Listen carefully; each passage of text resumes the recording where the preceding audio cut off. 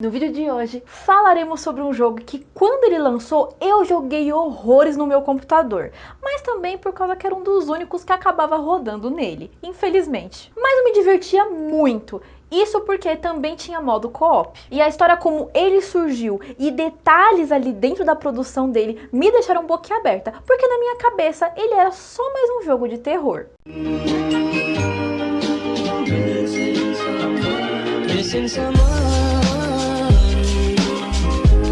Olá, eu sou a Bianca Matos, aqui do Vídeo Insônia, e aqui no meu canal eu gosto de falar sobre filmes e às vezes sobre jogos bem peculiares. Eu gosto de falar sobre paletas de cor, narrativa, enquadramento e tudo mais. E se você gostou, já deixa o gostei aqui embaixo, se inscreva e ative o sininho para as notificações, porque isso ajuda muito no crescimento do canal. Cry of Fear é um jogo de survival horror lançado para as plataformas de Windows, Linux e iOS, lançado primeiramente em 23 de fevereiro de 2012, em que foi desenvolvido pela equipe sueca chamada Psyche Scholar, que era composta ali pelo Andreas Holmberg e o James Marquand. Antes de mais nada de eu contar aqui o início da história para vocês, a gente vai dar uma leve prestada atenção no monólogo que abre o jogo do Cry of Fear, que é dita pelo nosso protagonista, que eu também já vou falar sobre ele com mais detalhes. Sempre me senti sozinho, minha vida inteira, desde que eu me lembro. Não sei se gosto ou se estou acostumado, mas eu sei disso. Estar sozinho faz coisas com você.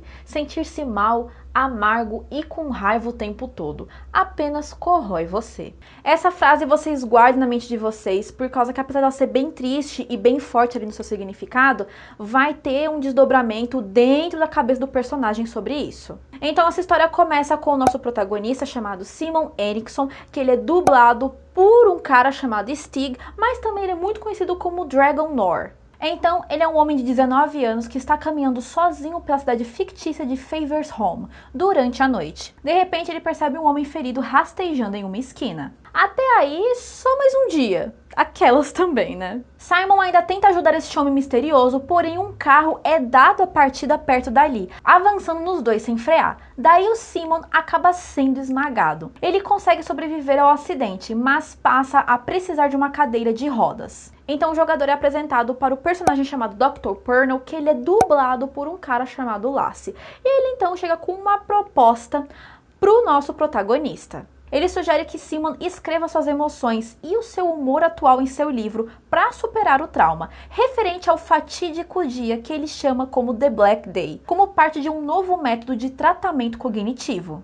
Nisso, a gente passa a ter uma noção de que o Simon ele é diagnosticado com transtorno de ansiedade e depressão. Por isso que a frase lá do início é tão impactante, porque agora a gente consegue meio que ter uma noção de como que ele enxerga a vida em si. Simon ele passa a escrever o livro conforme as instruções do seu psiquiatra, e assim surgem os eventos do Cry of Fear que a gente conhece. Ou seja, o modo como ele tá confrontando aqueles seus traumas, assim como a gente vê ali um boss presente que a gente tem que derrotar, aquilo seria uma representação metafórica dele batendo de frente com o seu medo, com aquele dia fatídico. Logo, nós devemos navegar pela cidade resolvendo quebra-cabeças e lutando contra monstros para progredir. Então, durante a nossa jogatina, a gente percebe que o jogo ele fica andando ali, né, nesses dois caminhos, entre o mundo dos pensamentos de Simon, tá meio que normal, mas também tem hora assim que parece um pesadelo puro. E aí a gente consegue ver certas semelhanças com a franquia Silent Hill, que vocês sabem que eu amo muito. Cry of Fear apresenta muitas mecânicas únicas, como o sistema de inventário limitado, que permite ao jogador carregar apenas 6 itens por vez e não tem como pausar o jogo enquanto a tela de inventário estiver aberta. Outra mecânica única é a capacidade de empunhar 2 itens de inventário, permitindo o uso de 2 armas por vez, ou uma arma e uma fonte de luz. A combinação de itens também é possível dentro da tela de inventário. Já a saúde do nosso protagonista ela é recuperada com o uso de seringas de morfina que podem embaçar a visão do jogador, caso sejam usadas em excesso. A resistência é consumida por meio de ações extenuantes, como correr e pular, e pode ser recuperada pelo repouso ou por mais uso da substância através da seringa. A gente agora vai falar sobre um fato muito importante que, se eu não tivesse ido atrás de pesquisar, nunca que eu ia saber sobre isso. Então, Cry of Fear ele se trata de um mod, ou seja, uma modificação feita a partir de fãs, baseado no Half-Life, aquele jogo da Valve. E antes que vocês me perguntem, por mais que eu ame jogo de terror, eu tenho muito medo de jogar. Então eu sempre joguei no modo co-op com o meu irmão, e aí meio que ficava mais leve, mas também a gente não progredia muito no jogo, a gente ficava sempre ali na tela inicial. Dentre os desenvolvedores do jogo, eles também foram responsáveis por criar o que seria o antecessor do game, o Afraid of Monsters de 2005, também feito em cima da mesma engine Gold Source feita pela Valve para o Half-Life, e também o outro mod de Resident Evil chamado Cold Blood de 2007. O Cry of Fear começou a ser desenvolvido em 2008, mas por conta de certas limitações, o jogo demorou um pouco para ser lançado. No início, Cry of Fear usava o renderizador padrão do Half-Life, que mais tarde foi substituído por um do Paranoia, outra modificação popular do Half-Life de 2007. Alterar o renderizador permitiu que os desenvolvedores contornassem alguns limites antigos e adicionassem novos efeitos de mecanismo, como mapeamento de relevo de textura, reflexão especular e skyboxes 3D. Durante os 4 anos de desenvolvimento do Cry of Fear, muitas ideias foram descartadas enquanto outras foram aprimoradas. Por exemplo, a lanterna do telefone foi inicialmente feita para iluminar uma área ao redor do player. Posteriormente, isso foi alterado para iluminar a área à frente do jogador. E o sistema de inventário também foi reduzido de 12 para 6 slots. O jogo conta também com uma campanha co-op separada para até 4 jogadores, seguindo uma trama paralela onde os jogadores controlam um grupo de policiais que também ficam presos no mundo do pesadelo enquanto investigam Simon. Em um videocast e também numa parte que a gente pode desbloquear no jogo, que a gente vê os comentários dos desenvolvedores, a gente descobre então que certos lugares dentro de Cry of Fear foram baseados em localizações reais de Estocolmo, incluindo o parque da cidade, o metrô e apartamentos vazios. Desde 23 de abril de 2013, o jogo pode ser baixado gratuitamente na Steam. Isso foi possível porque os fãs do mod na comunidade votaram neste jogo, e desde então ele passou a ser considerado um jogo independente. E é claro que, como Cry of Fear se trata de um jogo independente, mas isso também acontece em jogos de empresas maiores, que é o quê? Passa-se por atualizações, em que são modificados o personagem principal e outras coisinhas mais. É aquela coisa que a gente está acostumado de passar da versão beta para a versão finalizada, versão 1.0, 2.0 e por aí vai. Com o decorrer do tempo, Simon mudou progressivamente ao longo do processo de Cry of Fear, e é possível notar principalmente em seu corpo e sua bolsa. No início, Simon tinha um modelo com menos polígonos e possuía lágrimas secas no rosto. Ele não tinha sua bolsa na época, embora o estoque fosse maior do que agora. Já o seu segundo modelo, que também é conhecido por entre os fãs, se parece mais com o Simon real que todos conhecemos. Ele tinha sua bolsa, gráficos melhores, mas tinha uma pequena diferença na aparência. Ele tinha cabelos mais espessos e parecia muito diferente no rosto. Seus lábios, por exemplo, parecem menos rosados e o tom de pele é mais bronzeado do que atualmente. Cry of Fear ele conta então com 8 capítulos e 5 finais diferentes, sendo um deles secreto. Eu vou contar pra vocês sobre cada um, só que de forma rasa, porque são muitos detalhes, é muita coisa que acontece de diferente em cada final, então é mais fácil vocês acabarem jogando também. Uma coisa que eu posso adiantar pra vocês é que o modo como você age em certos momentos, acaba influenciando sim no final. O desfecho número 1 ocorre ao poupar a vida de Carcass e ao recusar confiança no Dr. Purnell. Então Simon passa a desenvolver um profundo ódio pelo mundo ao seu redor. Ele começa a mostrar sinais de esquizofrenia e cai em um espiral profundamente depressivo, levando à autodestruição.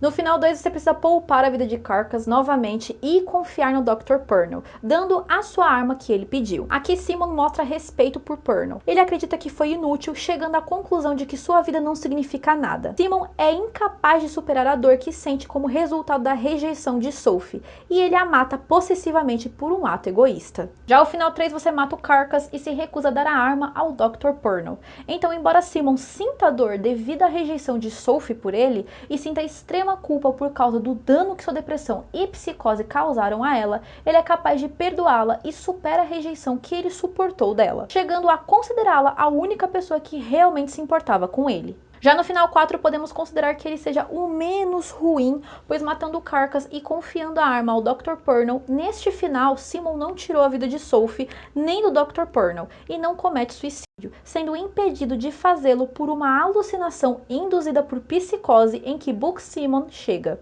E no final secreto, sendo o último, Simon acorda após a colisão brutal do veículo.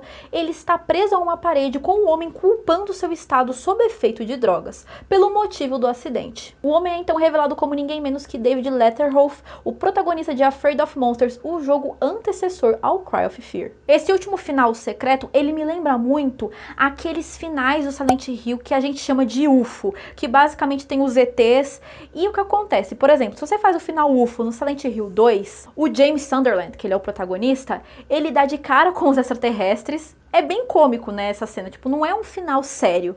E aí, ele também dá de cara com o Harry, que é do Silent Hill 1. E eles batem boca, vão pra outro lugar, você vê assim que até o estilo do final parece meio cartunesco. Então o final UFO e o final secreto do Cry of Fear, eles me lembram por causa dessa coisa, por causa que o David, quando ele aparece, né, do outro jogo, você vê assim que os polígonos, o gráfico dele é bem diferente do gráfico do Simon do Cry of Fear.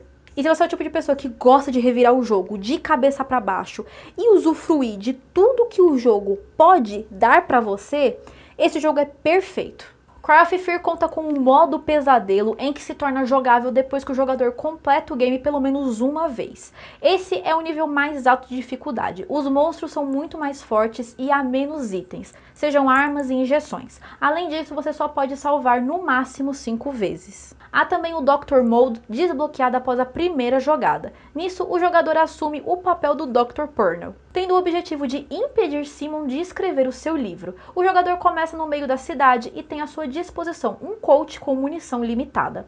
Ele também encontra os monstros do jogo principal.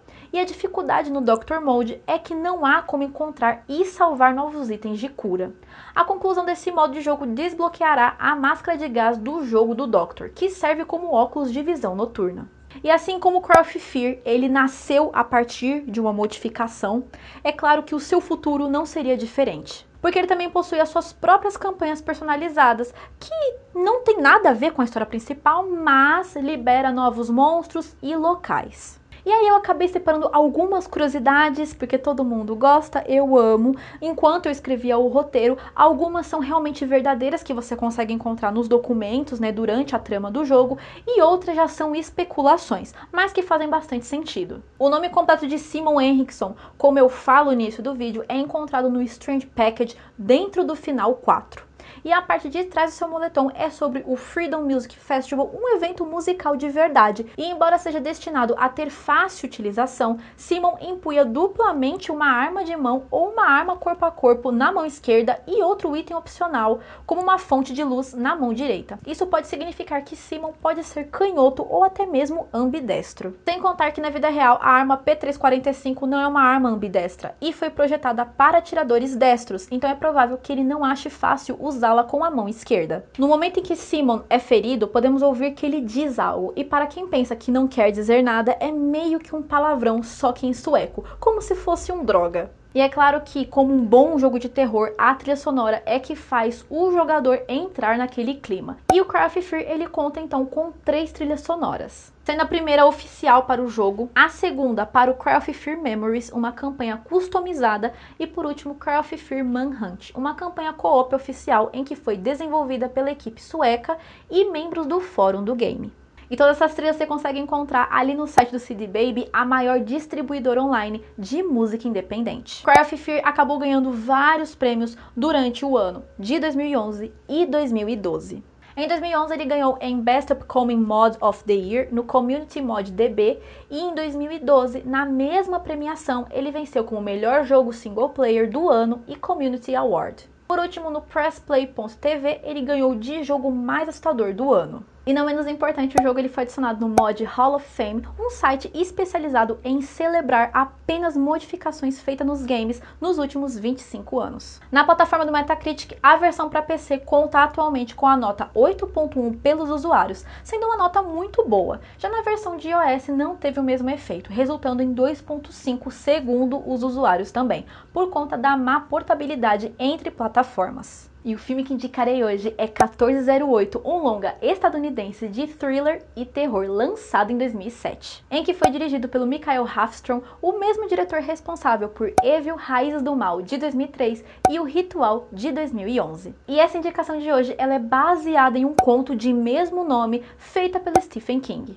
O roteiro desse filme me lembra bastante um jogo de videogame, principalmente por contar com alucinações e o sobrenatural, semelhante ao Cry of Fear e ao Silent Hill que acabei citando durante o vídeo. Eu confesso que eu fiquei um pouco em choque com We've Only Just Begun do The Carpenters porque toca no filme nas piores horas. Mike é um famoso escritor de livros sobre lugares mal assombrados. Ele resolve explorar o quarto 1408 do Hotel Dolphin, local em que ninguém coloca os pés há muito tempo. Sem dar atenção às advertências do gerente, ele descobre o verdadeiro significado do terror quando passa uma noite no misterioso recinto.